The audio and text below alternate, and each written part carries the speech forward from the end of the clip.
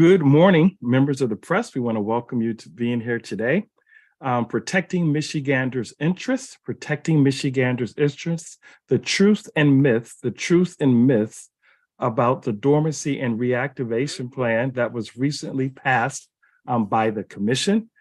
Joining with me today is our chairperson, Commissioner Dustin Witches, our vice chairperson, Commissioner Douglas Clark, our legal liaison, Commissioner Stephen Lett, and last but not least, Commissioner Rebecca Zatella. Many of you are already familiar with the dormancy and reactivation plan, so we'll just do a brief overview. If you did not see, we did provide an overview on our Candid Conversations, which is available on our YouTube channel and Facebook at 11 o'clock.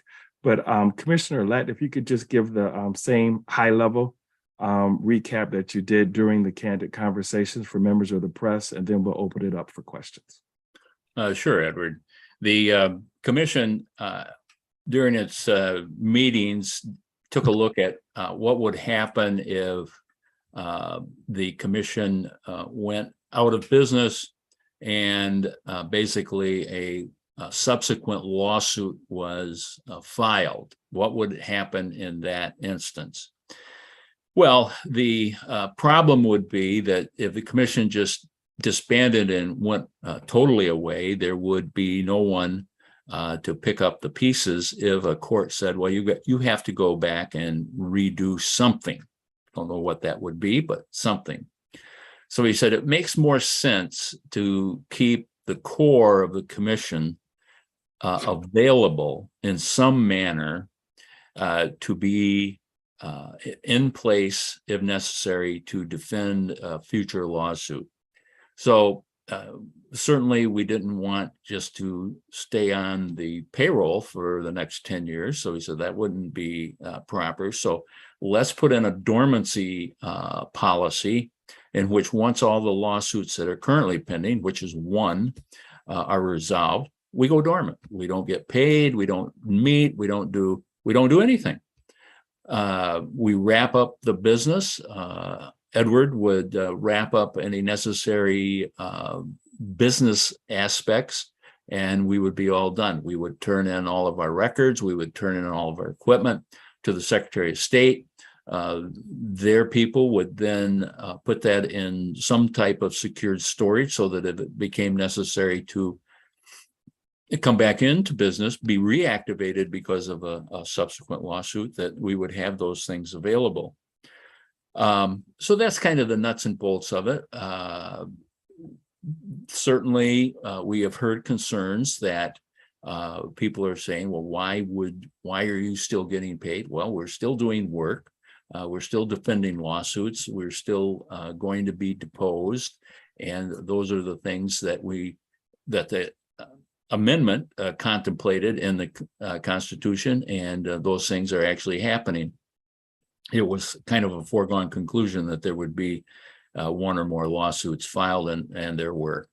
So once those are all done, we go out of business. We do it in a reasonable manner, and if we have to reactivate, we do that in a reasonable manner so that any future changes in maps that might be required by a court would come back before the commission that drew it and knows how it got to where it was. So that's a kind of a nutshell version of what we've done.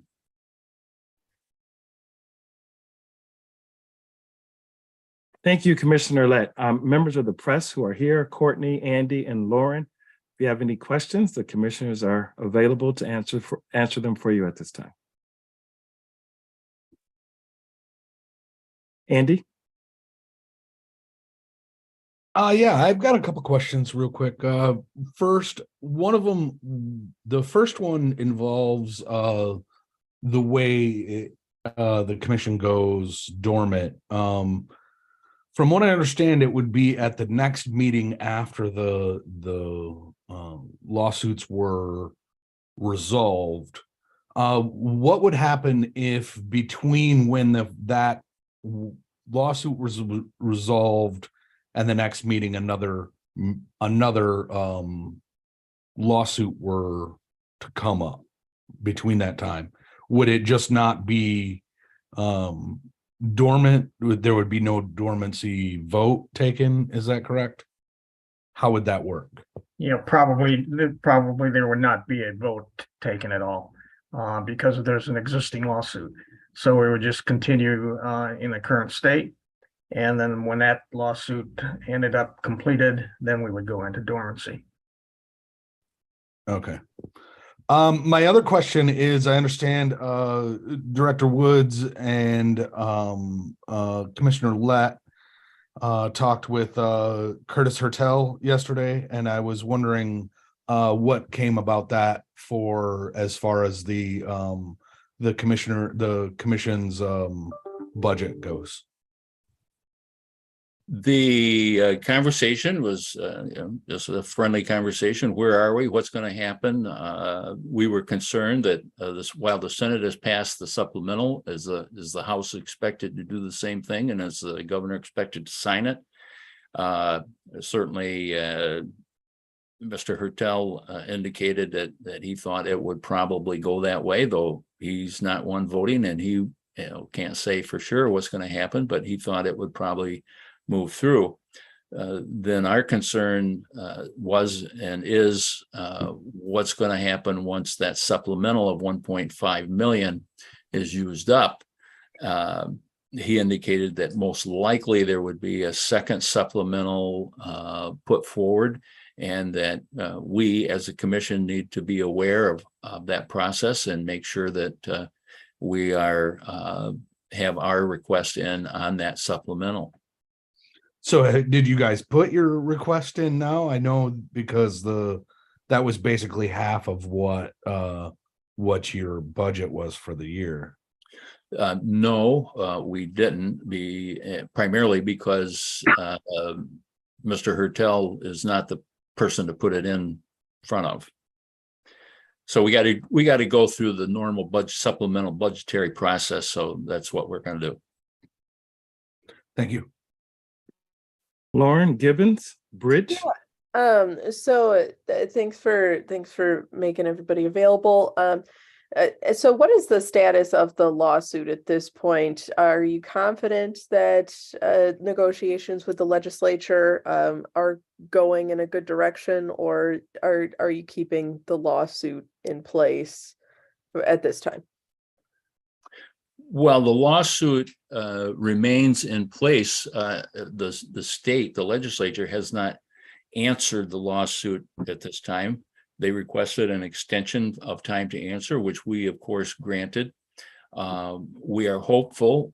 We have reached out to the attorneys for the legislature, and we're hopeful that with our conversations with the people in the legislature and conversations between our attorneys and their attorneys, that we can reach a resolution that would resolve it, and then we wouldn't be suing them.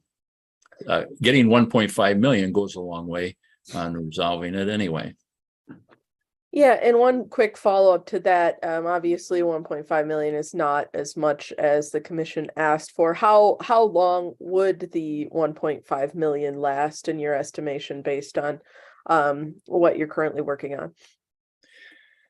Well, our best guess right now is probably May, June area, based upon what we feel that the litigation cost will be. That's the major budgetary event that's taking place, and that is starting to get cranked up.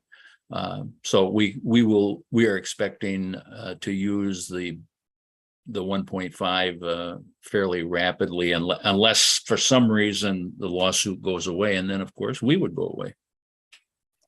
Thank you.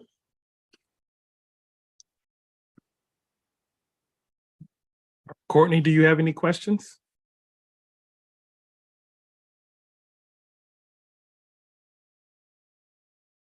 Or whoever's representing Mid-Michigan now, do you have any questions?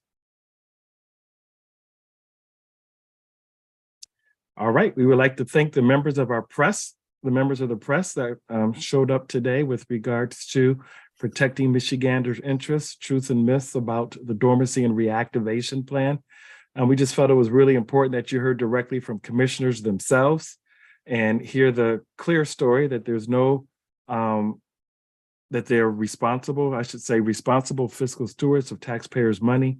That has been demonstrated by the money being returned in 2021, demonstrated by the money being returned in fiscal year 2022, demonstrated in the clean fiscal audit, and the expressed desire that if we do not use the funds for fiscal year 23, we'll return them back as well.